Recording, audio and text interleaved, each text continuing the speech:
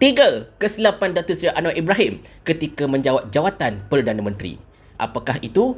Tonton video ini sampai habis. Tetapi sebelum itu, apa-apa hal pun, kita intro dulu. La la la la la la la la. Assalamualaikum warahmatullahi. Lagi 2 hari genaplah 3 bulan Datuk Seri Anwar Ibrahim menjadi Perdana Menteri Malaysia yang ke-10. Dan seperti mana yang kita tahu, Anwar Ibrahim memang telah menantikan saat untuk menjadi Perdana Menteri sejak tahun 1998 lagi. Dan bila beliau akhirnya menjadi Perdana Menteri, ramailah penyokong beliau yang melompat kegembiraan, yang beranggapan bahawa inilah era baru untuk Malaysia. Pastinya Malaysia akan jadi lebih baik selepas ini. Tetapi tuan-tuan dan puan sekalian, dalam tempoh 3 bulan menjadi Perdana Menteri Malaysia, ternyata Anwar Ibrahim masih lagi tak begitu get on grips tentang jawatan beliau selaku Perdana Menteri. Di mana beliau kelihatannya telah melakukan 3 kesilapan sepanjang beliau menjadi Perdana Menteri.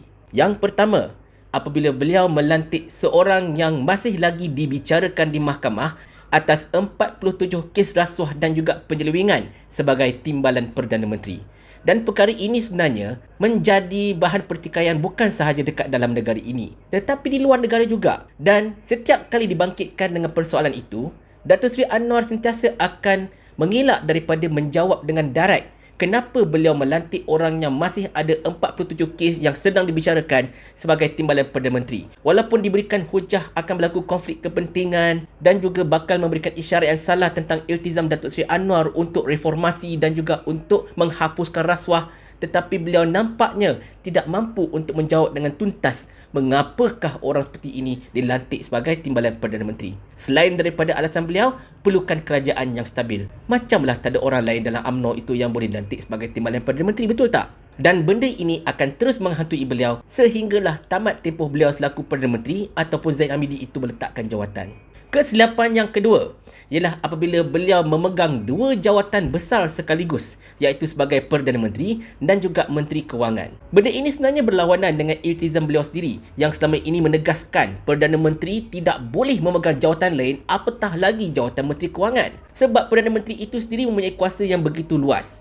Menteri Kewangan pula boleh dikatakan antara menteri yang paling penting dalam kerajaan selepas Perdana Menteri. Seperti mana disebutkan oleh Hassan Karim, iaitu ahli Parlimen Pasir Gudang dalam Parlimen, absolute power corrupts absolutely. Kuasa yang mutlak akan memutlakkan kekorapan itu. Antara akar penyelewengan yang berlaku dekat negara inilah apabila Perdana Menteri memegang jawatan Menteri Kewangan. Sebab apa? Sebab 100% perbendaharaan negara akan melalui beliau. Jadi apabila Anwar memegang jawatan selaku Menteri Kewangan selain daripada Perdana Menteri, ini juga telah memberikan isyarat yang salah bahawa Anwar Ibrahim sebenarnya tidaklah mahu untuk melakukan reformasi sangat.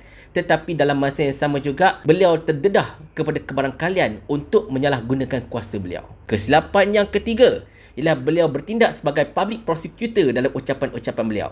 Maksud saya dekat sini ialah beliau menjadikan ucapan-ucapan beliau untuk menyatakan pihak itu ada masalah penyelewengan, pihak ini ada masalah rasuah dan sebagainya.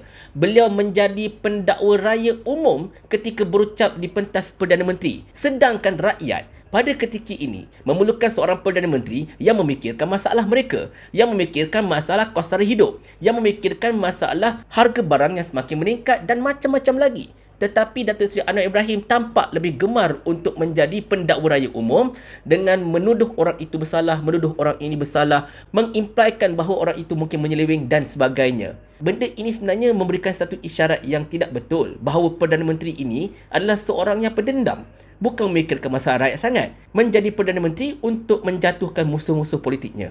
Tuan-tuan dan puan-puan sekalian, di sebalik segala perbuatan beliau yang menarik impress, tetapi sebenarnya itu hanyalah untuk menutup beberapa kesilapan yang besar yang dilakukan oleh beliau yang saya nyatakan tadi.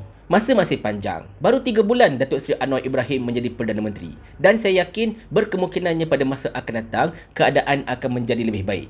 Tetapi pada peringkat awal ini, first impression berkenaan dengan Datuk Seri Anwar Ibrahim tampak sebegitu. Dan beliau sebenarnya kena ingat, beliau adalah Perdana Menteri Malaysia. Ramai yang mengharapkan beliau untuk melakukan perubahan. Tetapi sekiranya kalau beliau terus-menerus melakukan kesilapan demi kesilapan seperti ini, nampaknya tidaklah berbeza sangat beliau dengan Perdana Menteri Malaysia yang lain. Bahkan ketika zaman Perikatan Nasional pun, Muhyiddin Yassin tidak fokus kepada kesalahan orang itu dan ini. Sebaliknya fokus kepada masalah rakyat. Itu sebenarnya yang patut dilakukan oleh seorang Perdana Menteri. Apa-apa pun, minta maaf atas segala salah silap. Assalamualaikum warahmatullahi